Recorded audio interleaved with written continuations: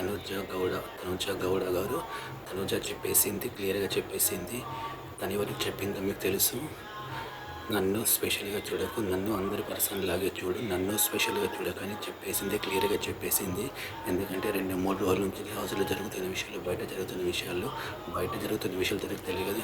హౌస్లో జరుగుతున్న విషయాలను బట్టి తనకు కూడా అర్థమైంది, సంథింగ్ ఈజ్ గోయింగ్ రాంగ్, ఏదో జరుగుతుందని. సో క్లియర్గా తను కూర్చోబెట్టి చెప్పేసింది.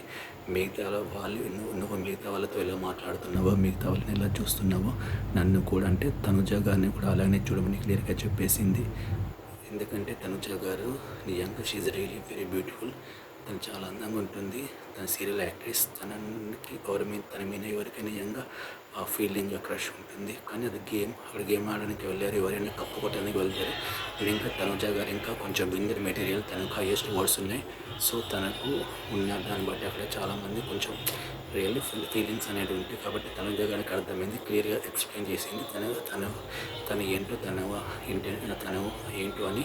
సో ఇది నిన్న జరిగింది. నిన్న వీడియో చేద్దాం అనుకుని వీడియో చేశాను. తనుజ గారు అయితే క్లియర్గా చెప్పేసింది.